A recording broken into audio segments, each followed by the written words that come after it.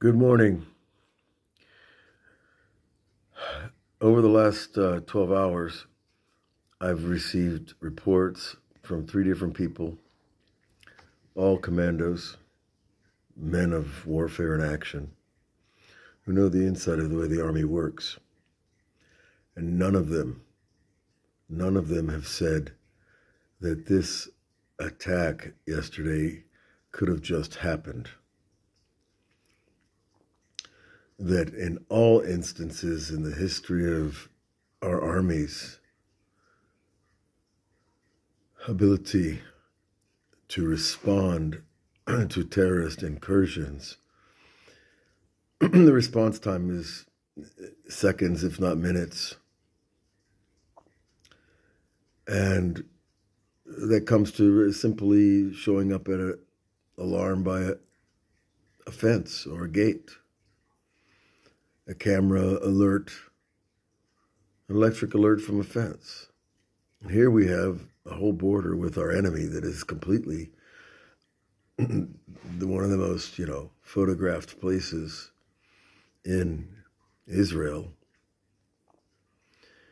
And suddenly there's nobody there, and nobody shows up on time to save 300 or more lives.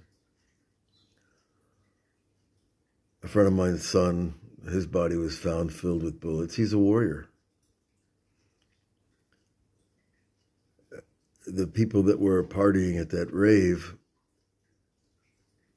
had no idea that they were so vulnerable. Why would they have a rave if they did in such a location? So to call the lack of systemic response to the Army's failure is not the whole Army's failure, but rather there is a thread running through the Army that runs straight to the top, above the Army, above the military, above certain political elements. There must be somebody or some group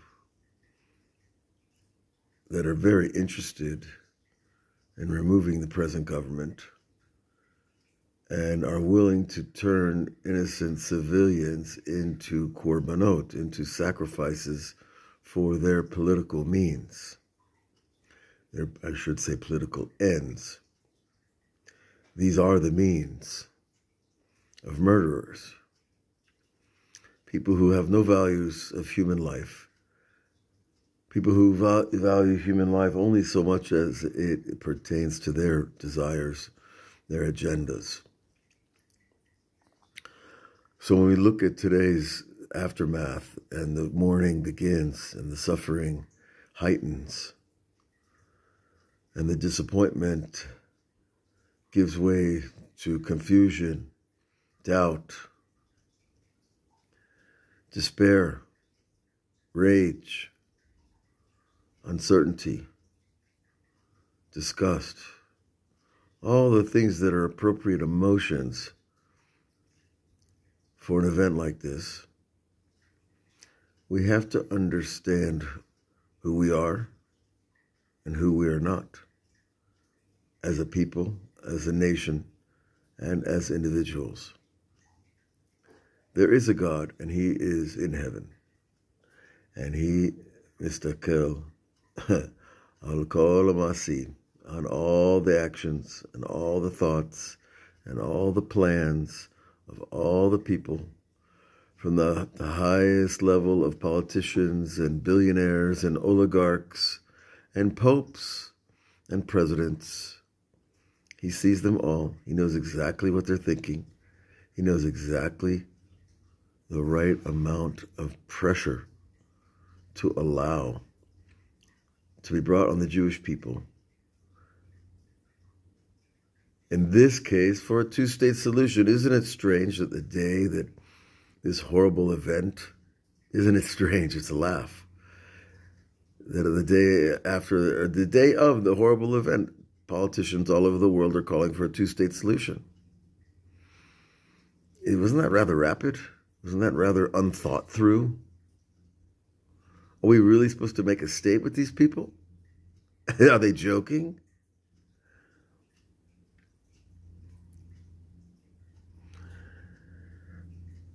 So that fact in itself tells us when the White House, when the Senate, when other faction in Israel as well are calling for a two-state solution and a peace deal with the Saudis and giving them rights for nuclear arms, that should tell us this is much greater than simply a failure of a few patrols on the desert border. No, it is much more. And when we wake up to that fact, it's going to hurt. And it'll make you angry. Hopefully we can be smart and turn the anger into prayer for ourselves, for our families, for our soldiers, for their families, and understand that this is a global matter in a tiny microcosm of Israel. And this is the way the global redemption is occurring. Because it's not about just us getting freedom from the Egyptians, or from the Babylonians, or from the Assyrians, or from the Romans, or from the Greeks, or from the Spanish, or from all the exiles. The world exile is over, my friends. And that means world redemption. And that means wherever there's one Jew, God will loosen the hinges on every door to get that Jew free. And get that Jew home. And give that Jew a chance to choose to come back to the place of our promise, of our future. And it all connects all the way down to the simple people having a party by the, a desert sand dune. Because we are one and we're part of a very, very, very big picture. And we need to try to see what we can and listen to those who have learned and experienced these things for a very long time. Where do you see it? Well, look in the book of Joshua. In the book of Joshua, a man named Achan sees the spoils of war. Now, what are spoils of war? It's the money of non-Jewish people that was taken in warfare. And in the case of Achan, the money, the gold, the silver that he took, the garment that he took, were meant to be part of the tabernacle's treasury. They were not individual funds.